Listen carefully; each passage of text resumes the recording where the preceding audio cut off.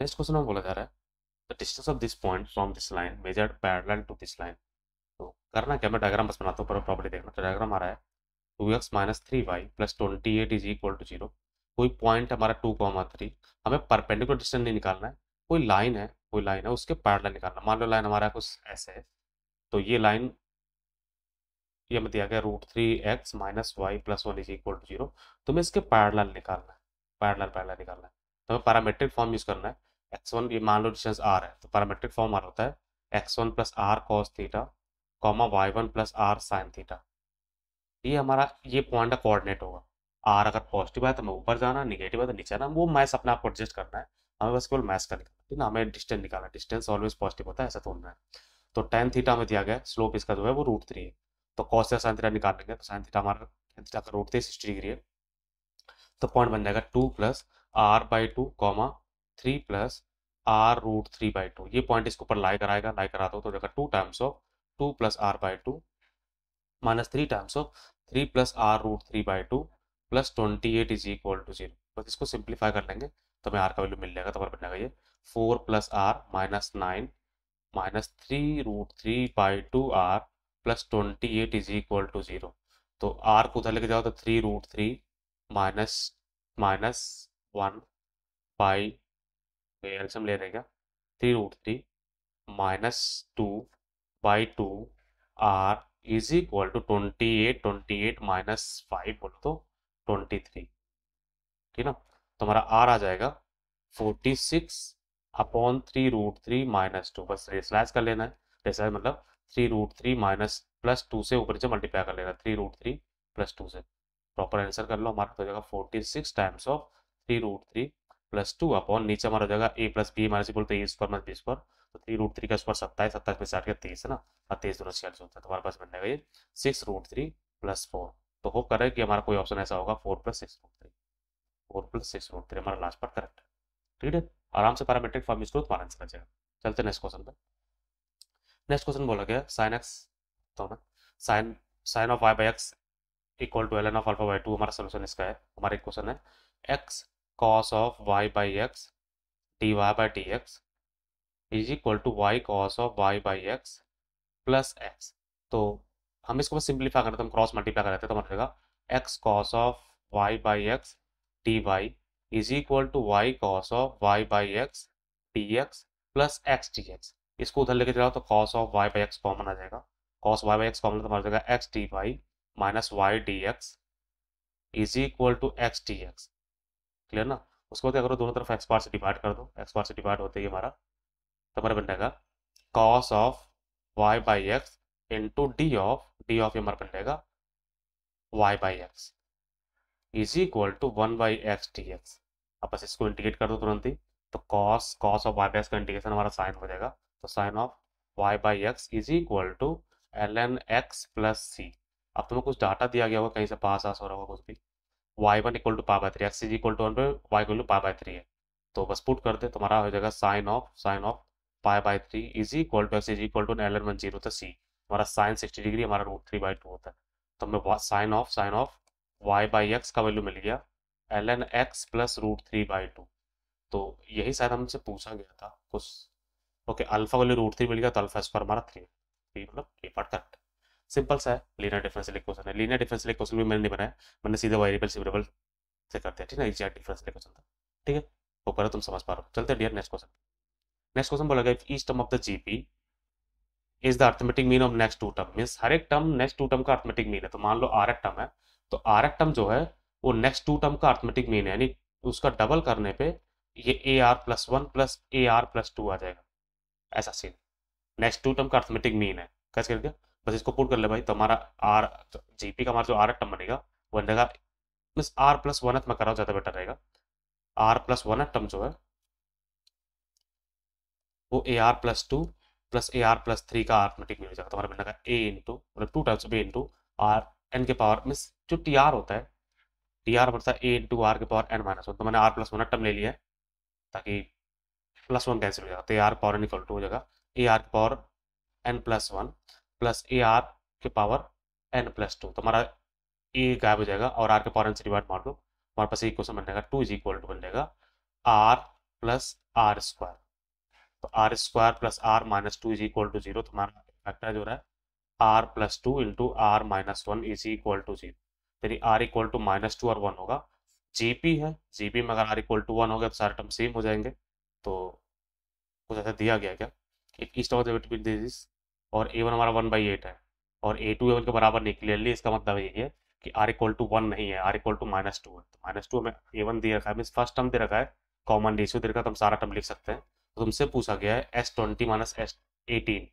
तो S twenty minus S eighteen का मतलब है 18 टर्म, मतलब 20 टर्म के समेसन में से 18 टर्म का समेसन घटा दो तो बस केवल 19वां टर्म और 20वां टर्म बच जाएगा। ठीक है ना, तुम्हारा ये बन जाएगा ए आर के पावर 18 प्लस ए आर के पावर 19। तुम्हारा ए आर के पावर 18 कॉमन ले लो तो बन जाएगा one plus r, on put कर लो। तुम्हारा ए का वैल्यू वन बाई एट है, वन बाई एट था क्या, वन बाई क्या था, इक्वल वन बाई एट है, और आर का वैल्यू माइनस टू है।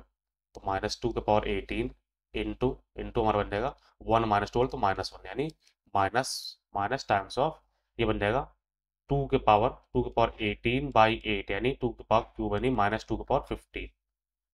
ये टू का क्यूब बन जाएगा एट, तो हमारा 15 बच जाएगा। तो माइनस टू के पावर 15 हमारा कोई ऑप्शन, माइनस टू के पावर 15 लास्ट बट करेक्ट। आराम से तुम्हें सॉल्व हो जाएगा। चलते रहिए नेक्स्ट क्वेश्चन पे। नेक्स्ट क्वेश्चन बोला कि let a be the point of intersection of the line this and b is the point of intersection line this. तुम्हें पहले ए और बी निकालना पड़ेगा। तो दिया गया 3x प्लस 2y, तो मैं इसको ढंग से लिखता हूँ, थोड़ा सा गड़बड़ हो गया। 3x plus 2y is equal to 14 और 5x minus y is equal to 6। यहाँ से पहले पॉइंट निकालते हैं, इसमें 2 से मल्टीप्लाई कर दो तो 2 से मल्टीप्लाई करने में बन जाएगा ये 10x minus 2y is equal to 12। Just जोड़ दो तुम्हारा बन जाएगा 13x इज इक्वल टू 6 26, यानी x इज इक्वल टू 2 आ गया। x इक्वल टू 2 इसमें पुट करो तो y इज इक्वल टू बन जाएगा 2 पुट करने पे 10, y इज इक्वल टू 4 आ जाएगा। तुम्हारा ए पॉइंट आ गया, ए पॉइंट हो गया 2,4। क्लियर क्या। अब आते हैं बी पॉइंट पे। बी हमारा इसका इंटरसेक्शन है 4x plus 3y equal to 8। मैं लिखता हूँ 4x plus 3y is equal to 8, और नेक्स्ट हमारा है 6x plus y equal to 5। 6x plus y is equal to 5। इसमें 3 से मल्टीप्लाई कर तुम्हारा 18x plus 3y is equal to 15। Subtract कर दो माइनस माइनस माइनस, ये कैंसिल हो जाएगा तुरंत। तुम्हारा 18 minus 14x is equal to बन जाएगा माइनस ऑफ 7, यानी x इज इक्वल टू आ गया हाफ। ठीक है ना, x equal to half put कर देते तुम्हारा 3y इज इक्वल टू बन जाएगा 8 minus 2। 3y is equal to 6, तो y इक्वल टू आ गया 2। यानी बी पॉइंट हमारा आ गया हाफ कॉमा 2। तो हम ए बी का इक्वेशन लिख देते भाई। तो हमें ये ए पॉइंट पता है 2,4 और बी पॉइंट पता है ए बी का। हमारा पहले स्लोप निकाल लेते हैं। स्लोप हमारा बन जाएगा एम का value 4 minus two upon 2 minus half, बोले तो 2 अपॉन 3 बाई 2, तो 2 पर चला जाएगा, यानी बोले तो 4/3। देख लो भाई कोई गलती नहीं होना चाहिए। 2 अपॉन 3/2, तो हमारा 2 पर 4/3 हमारा स्लोप है। पॉइंट हम 2,4 यूज करने वाले, तो हमारा ए बी का क्वेश्चन बन जाएगा y minus 4 is equal to 4/3 terms of x minus 2। तो ए बी का क्वेश्चन बनना है ना 4x माइनस 3y, और हमारे पास माइनस 12 इधर का प्लस 12 बन जाएगा, प्लस 12 और माइनस 8, यानी प्लस 4 इज इक्वल टू 0। देख लो 4x ये 3y होगा, उसका 3y माइनस 12 भी इधर लगेगा तो प्लस 12 हो जाएगा, माइनस 8 प्लस, हमारा ये हमारा ए बी है। अब तुमसे क्या पूछा गया है, हमसे पूछा गया 5 कॉमा माइनस 2 का डिस्टेंस बताना है, परपेंडिकुलर डिस्टेंस। तुम्हारा x1 कॉमा y1 का ax plus by plus c से डिस्टेंस होता है mod of ax1 plus by1 plus c upon root under a square plus b square होता है। तो 5 कॉमा माइनस 2 है, हमारा डिस्टेंस बन जाएगा d का जो वैल्यू होगा d इज इक्वल टू हो जाएगा 5, यहाँ 5 कॉमा माइनस 2 पुट करना है, ठीक ना, 5 कॉमा माइनस 2, तो 500 का 20 plus 6 plus 4 upon root under 4 का स्क्वायर प्लस 3 का स्क्वायर, तो कितना हो रहा है, ये बन गया 30/5, यानी 6 है। तो परपेंडिकुलर डिस्टेंस 6 है। हमसे परपेंडिकुलर डिस्टेंस पूछा गया तो हमारा लास्ट पर करेक्ट है। ठीक है डियर, चलते हैं नेक्स्ट क्वेश्चन। नेक्स्ट क्वेश्चन बोला गया है let x is equal to m by n be the solution of the equations cos of 2 sin inverse x is equal to 1/9 है। तो इसका सोल्यूशन तो साइन इनवर्स x को थीटा बोल दो, तो लिखा हुआ है cos 2 theta is equal to 1/9। तो यहाँ से साइन थीटा निकाले, cos 2 थीटा हमारा होता है 1 minus 2 sine square theta is equal to 1/9। तो हो जाएगा 2 sine square theta is equal to 1 minus 1/9 बोल तो 8/9। तो हमारा बन जाएगा साइन स्क्वायर थीटा बन जाएगा 4/9 बोल तो साइन थीटा का वैल्यू हो जाएगा प्लस माइनस 2/3। ठीक ना, और ये को प्राइम नेचुरल नंबर यानी माइनस तो नहीं आएगा, प्लस आएगा, अल्फा बीटा से बड़ा। ओके, ये तो आ गया। यानी हमें m का वैल्यू मिल गया 2 और n का वैल्यू मिल गया 3, है ना। तो आगे बोलेगा हमें क्वेश्चन लिख देना, तो हमारा क्वेश्चन बन जाएगा एम एक्स स्क्वायर बोल तो 2x square minus 3x plus 5 is equal to 0, M plus N, है ना। तो इसके रूट्स अल्फा और बीटा, बस इसको फैक्टराइज कर लो तो 10, तो यही हमारा है 2x square minus 5x plus plus 2x plus 2x plus 5 is equal to 0। तो x कॉमन तो 2x माइनस 5 प्लस, क्या मैं कर रहा हूँ,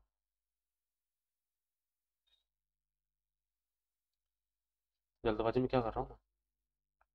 तो क्वेश्चन एक बार और पढ़ लेते हैं, एक बार और पढ़ लेते हैं, जल्दबाजी ज़्यादा नहीं करना। अल्फा बीटा से बड़ा है और if the roots of the equation M X square, M by N था ना, एम बाई एन मतलब हमारा 2/3 है, ठीक है। तो हमारा M equal to 2, N equal to 3 है, ठीक है। M X square minus N X minus M plus N है, ठीक है। एम एक्स स्क्वायर यानी 2x square minus 3x minus M plus N है, तो प्लस 1 इज इक्वल टू 0 है। माइनस माइनस 2 प्लस 3 तो प्लस 1 है, ठीक है।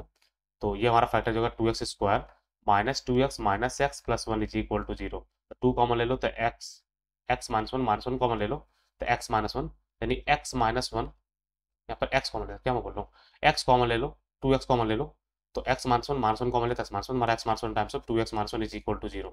और अल्फा बीटा से बड़ा यानी अल्फा का वैल्यू 1 है और बीटा का वैल्यू हाफ है, ये बीटा है। तो पॉइंट हमें बोला गया 1,5, 1,5 किसके ऊपर लाई कर रहा है, बस तुम्हें ये पहचानना है। तो कहाँ पर है भाई 1,5, इस पे, इसके ऊपर नहीं है। इधर पुट के 1,5, तो 1 5 5 माइनस 4 इसके ऊपर भी नहीं है, 1,5 इसके ऊपर भी नहीं है, तो इसके ऊपर होना चाहिए। तो 5 प्लस 4 बढ़ेगा, ही है, ठीक ना। तो आसान सा है, बस तुम्हें एम और एन पहचानना, उसके बाद फैक्टराइज करना, तुरंत आंसर आ जाएगा, ठीक है। चलते हैं नेक्स्ट क्वेश्चन पे।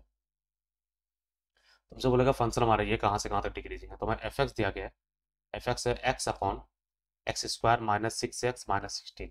तो इंक्रीजिंग डिग्री तो हम तुरंत इसको डिफरेंशिएट मारते हैं, डैश एक्स हमारा बन जाएगा डिनोमिनेटर का होल स्क्वायर,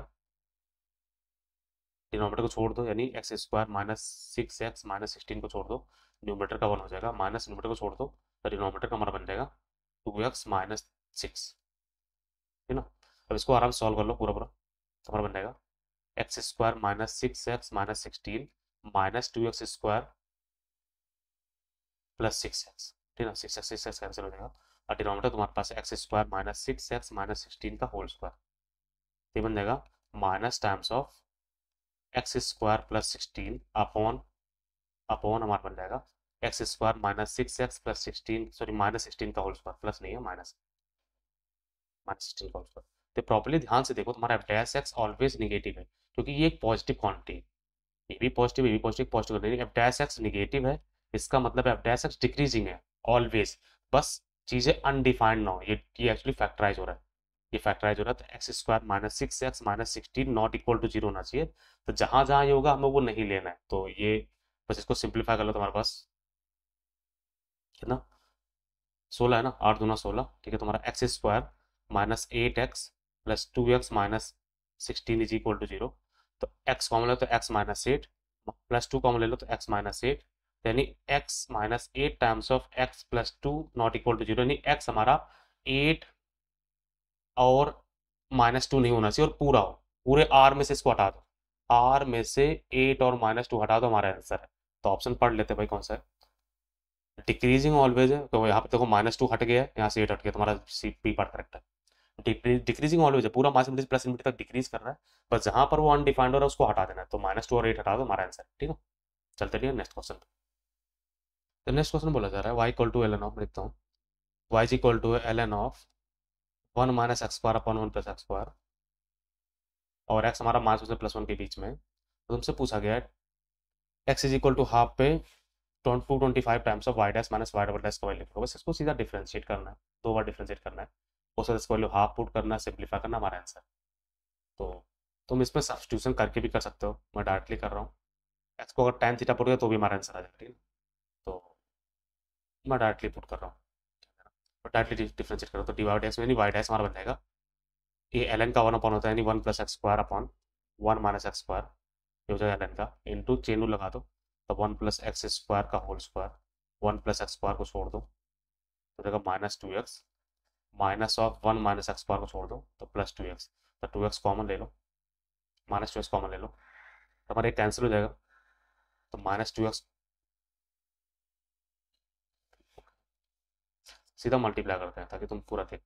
तुम्हारा मल्टीप्लिकेशन बन जाएगा -2x cube minus of 2x plus 2x cube upon हमारा बन जाएगा 1 माइनस एक्स का पावर 4, तो 2x क्यूब कैंसिल हो जाएगा, यानी वाई डैश हमारा आ जाएगा, वाई डैश हो जाएगा -4x अपॉन 1 माइनस एक्स का पावर 4, ये वाई डैश आ गया। तो हम यहाँ पर हाफ पुट करके हम वाई डैश का वैल्यू निकाल लेंगे, अभी नहीं कर रहे, मैं वाई डबल डैश पहले निकाल रहा हूँ। तो वाई डबल डैश हमारा बन जाएगा 1 माइनस एक्स के पावर 4 का होल स्क्वायर, 1 माइनस एक्स के पावर 4 को छोड़ दो तो बन जाएगा -4, फिर हमारा इसको छोड़ना है तो माइनस टाइम्स हो जाएगा, माइनस माइनस प्लस होगा, तब 4x times of -4x cube. अब इसको थोड़ा सिंप्लीफाई कर लो तो हमारा बन जाएगा -4 प्लस 4x के power 4 -16x cube upon 1 minus X के पावर 4 का होल स्क्वायर, ये वाई डबल डैश है। अब तुम्हें करना क्या, Y X is equal to half put करना है, तो Y dash at X equal to half पे वैल्यू निकाल लेंगे, तुम्हारा बन जाएगा ये -2 upon X is equal to half put करने पे हाफ तो यानी 1/16 हो जाएगा, 1 माइनस 1/16, तो ये 16 ऊपर चला जाएगा, तुम्हारे पास ये वैल्यू हो जाएगा -32/15, ये वाई डैश है, वाई डैश का वैल्यू है ये, ठीक है ना। ऐसे इसमें पुट करना है, अब ये थोड़ा कैलकुलेशन होगा, मैं अभी नहीं करूंगा नहीं तो बहुत ज़्यादा लेंथी बन जाएगा वीडियो, तो मैं इक्वल टू हाफ इसमें पुट करना है, हाफ इसमें पुट करने के बाद वाई वाई डबल डैश का वैल्यू आएगा, अब यहाँ पर तुम दोनों पुट कर दोगे, तुम्हारा इसमें से कोई एक ऑप्शन मैच करेगा। प्लीज सिंप्लीफाई कर लेना, नहीं तो अब ये बस केवल इसमें अब जोड़ना घटाना है, 2 के पावर मेरे को 4 करना है, उसका स्क्वायर करना है, थोड़ा लेंथी हो जाएगा, तो मैं अभी नहीं कर रहा, इसमें और कुछ नहीं है, कोई कॉन्सेप्ट नहीं है, टीज रख के ऐसा निकालना है, ठीक है। चलते डियर नेक्स्ट क्वेश्चन पे। हमसे बोला if R is the smallest equivalent relation of the set 1 2 3 4, जहाँ पर ये इसका एलिमेंट है, तो नंबर ऑफ एलिमेंट बोलते मैं पूरा आर लिख रहा हूँ, तो इक्विवेलेंस होना है यानी वन, इसको रिफ्लेक्सिव सिमेट्रिक ट्रांजिटिव तीनों होना है, तो 1 1 2 2 3 3 और 4 4 तो होना ही होना भाई। अब 1 2 दिया गया है तो 2 1 भी होना चाहिए, 1 3 दिया गया है तो 3 1 भी होना चाहिए, अब ये हो गया, हमने सिमेट्रिक कर दिया, रिफ्लेक्सिव सिमेट्रिक दोनों कर दिए, तुम्हारे पास 8 एलिमेंट आ गया। अब ट्रांजिटिव की बारी, ट्रांजिटिव बना लेते हैं, तो 1 2 2 1 से हमारा 1 1 बन गया, 2 1 1 2 से 2 2 बन गया, 1 2 1 2 1 1 3 से हमारा 2 3 बन जाएगा, और 2 3 है तो 3 2 को अभी होना जरूरी है, 3 1 1 2 3 1 बढ़िया, यही हमारा पूरा इक्विवेलेंस बन के आ गया। तुम्हारे पास नंबर ऑफ एलिमेंट कितने हैं, 4 5 6 7 8 9 10 एलिमेंट। मैं बस केवल प्रॉपर्ली इस पूरा रिलेशन बना देना, रिलेशन बनते हैं हमारे पास सारे एलिमेंट आ जाना है, ठीक है ना। चलते हैं नेक्स्ट क्वेश्चन। जे में यार कितना ही समय लेगा, ठीक है। नेक्स्ट बोला, integer is chosen at random from 1 to 50, the probability the chosen element is a multiple of at least one of the 4 6 और 7, 50 तक ही जाना है। तो अगर मैं तुमसे बोलूँ तीनों का एलसीएम क्या है, तो तीनों का हमारा 4 6 7, तो 2 2 3 7, तो 2 3 7, तो 7 21 और 21 इंटू 4, तो वो 50 से ज़्यादा हो, यानी तीनों में कॉमन कुछ नहीं होने वाला है। तो हम लिखते हैं, अगर मैं बोलूँ कि हमारा तीन एलिमेंट है, मीन्स इस तरह से कि एक 4 का, एक 6 का, एक 7 का, तो इसको मैं ए बोल रहा हूँ, इसको बी बोल रहा हूँ, सी बोल रहा हूँ, तो प्रोबेबिलिटी ए, अगर मैं 1 से लेकर 50 तक बोलूँ, और 4 के मल्टीपल कितने हैं, 4 के मल्टीपल हमारा 4 से स्टार्ट होगा और 48 तक जाएगा, तो 12 लोग हैं, 4 के मल्टीपल यार, तो 4 से लेकर 40 तक 10 हो गए, फिर 44 और 48, 12 हो गए, ठीक है। आते हैं बी, मतलब 6 के मल्टीपल, 6 के मल्टीपल 6 से स्टार्ट होगा और 56 तक जाएगा, 48 तक जाएगा, 8 से 48, तो 8 एलिमेंट है, 8/50, और 7 के हमारे पास 7 एलिमेंट है, पीसी हमारे पास रहेगा 7/50। क्लियर क्या, ये तो हो गया हमारा ये कि अलग अलग। अब मैं बोलूँ कि इंटरसेक्शन ए और बी का, यानी वो 4 का भी मल्टीपल और 6 का भी मल्टीपल, 4 का मल्टीपल और 6 का मल्टीपल, यानी 5/50 प्लस 8/50 माइनस कॉमन कितने हैं, 4 और 6 में नंबर ऑफ एलिमेंट कॉमन है, तो वो हमारे पास 12 वाले हैं, तो 12 फिर 24 36 और 48, 4 एलिमेंट कॉमन है, 4 और 6 के कॉमन वाले, तो इनका एल्सियम 12 है ना, ठीक है ना। तो हमारे पास 4 एलिमेंट बेकार, तो हमारे पास ये बन जाएगा इंटरसेक्शन ए इंटरसेक्शन बी हमारा बन जाएगा, तो ये कितना होगा 20, 20 में से 4 गया 16/50। ऐसे हम बी इंटरसेक्शन सी निकाल लेंगे, बी इंटरसेक्शन सी यानी 6 और 7 में, 6 और 7 में कॉमन, 6 का भी मल्टीपल हो, 7 का भी मल्टीपल हो, तो 7 6 42 एक ही है क्या, क्योंकि 7 प्राइम नंबर है यार, ये टूटेगा नहीं, ये हमारा 2 × 3 होने वाला है। तो 7 और 6 का एलसीएम हमारा 42 ही हो रहा है, ठीक ना। तो एक ही एलिमेंट है 1/50। और अगर मैं बोलूँ ए इंटरसेक्शन सी, इंटरसेक्शन 4 और 7 का हमारे पास 28 है, 7 × 4 = 28, तो एक ही एलिमेंट वहाँ भी है। और अगर तुमसे अगर पूछूं तीनों में common A intersection B intersection G, वो हमारा एक भी नहीं है, क्योंकि हमने पहले बात कर लिया। ओके, एक छोटा सा गलती यहाँ पर हुआ है, हमें इंटरसेक्शन निकालना, तो मैंने यूनियन निकाल दिया, ये यूनियन मैंने लिख दिया है, तो इसको मैं मिटा रहा हूँ। हमसे बोला गया है कि ए और बी में कॉमन और कॉमन है, बस केवल कॉमन कॉमन है, 4 ही लोग तो हैं यार। 4 और 6 का कॉमन तो हमारा 12 वाला है ना, वो 4 एलिमेंट थे, ठीक ना। अब हमें निकालना है कि हमारे पास एटलीस्ट वन, यानी यूनियन निकालना है, A union B union C, यानी probability of A union B union C जो होगा, वो सबको ऐड करना। पी ए, मैं फॉर्मूला लेता हूँ, P A plus P B plus P C minus of, sorry, P A plus B B plus P C, ये हमारे पास तीन का मैं फॉर्मूला लिखना है, minus of P intersection B, में क्यों लिखा हुआ है,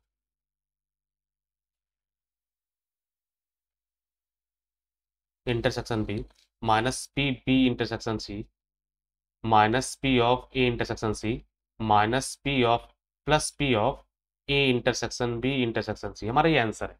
तो बस इसको तुम्हें रख देना, सारा आंसर तुम्हारे पास बन जाएगा। हमने सारा वैल्यू निकाल रखा है, बस तुम्हें पुट करना है। 12/50 plus plus 8/50 plus 7/50, 8/50 plus 7/50 minus 4/50 minus 1/50 minus 1/50 और प्लस 0। क्लियर ना, बस इसको सिंपलीफाई, तुम्हारा एलसीएम 50 है। ऊपर हमारे पास है 8 7 20, 20 27 27 माइनस 6, यानी 21/50। तो होप करें कोई ऑप्शन ऐसा होगा 21/50, ठीक है, हमारा सी पार्ट मतलब बी पार्ट करेक्ट है। सिंपल सा है, बस मैं प्रॉपर्ली निकालना, कहीं गलती नहीं करना है। मैंने एक जगह गलती किया था, यूनियन लिख दिया था कि इंटरसेक्शन निकालना था, मैं बोल रहा हूँ इंटरसेक्शन लेकिन लिख रहा है यूनियन, तो वो तो मैं नहीं करना है, ठीक है। चलते रहिए नेक्स्ट क्वेश्चन में। नेक्स्ट क्वेश्चन बोला गया है कि हमें एक वेक्टर यूनिट वेक्टर है, और इस वेक्टर से एंगल दे रखा है ना, तो यूनिट वेक्टर का जो डॉट प्रोडक्ट है ए डॉट बी, हमारा बनता है mod A mod B cos theta, mod A one है मॉड बी वन है, तो यानी कॉस थीटा सीधा आएगा। अब पहला परपेंडिकुलर बोला गया है, यानी हमारा बनेगा X plus Z is equal to 0, perpendicular है ना, तो x/√2, बाई रूट टू में कर देता हूँ, बाई रूट टू करता क्लियर हो, तो x/√2 plus y/z/√2 equal to 0, यानी x प्लस जेड हमारा बना।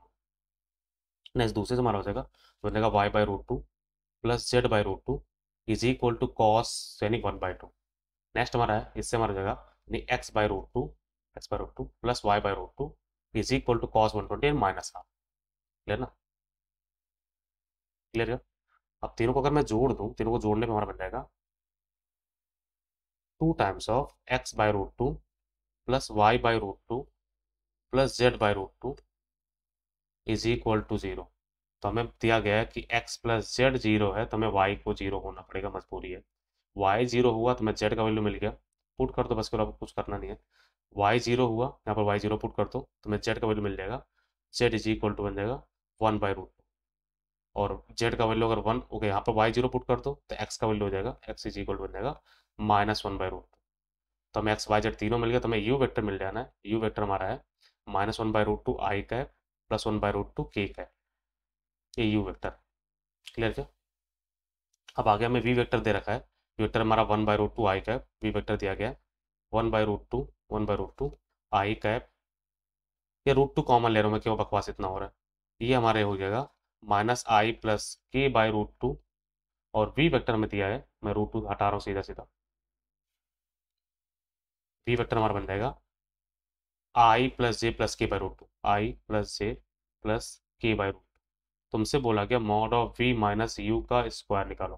तो जब तुम वी माइनस यू करोगे, तो वी मतलब इसमें से ये घटा देना है, तुम्हारा बन जाएगा √2, तुम्हारा नीचे रहना, ऊपर हमारा बन जाएगा आई प्लस जे प्लस के, माइनस करना है तो प्लस आई माइनस के, तो के से के कैंसिल हो जाएगा, यानी 2i प्लस जे बाई √2 का मॉड लेना है। तो मॉड का स्क्वायर लेना, तो हमारा इसका मॉड हमारा बनेगा √5 का स्क्वायर 5 बन जाएगा, और इसका बन जाएगा 2, यानी 5/2 हमारा आंसर है।